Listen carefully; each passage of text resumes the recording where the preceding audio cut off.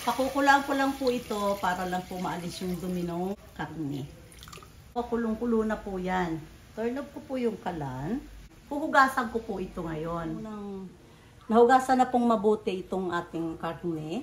Lalagyan ko po ng tubig.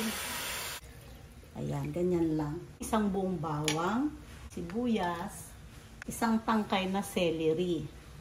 Ayan. 1 teaspoon na paminta, isang Knorr cubes.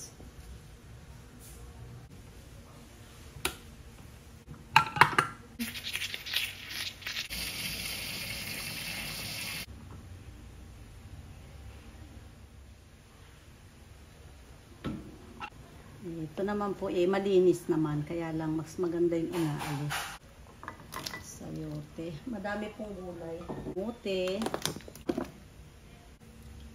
1 tablespoon na patis po. Matabang lang po ang timpla.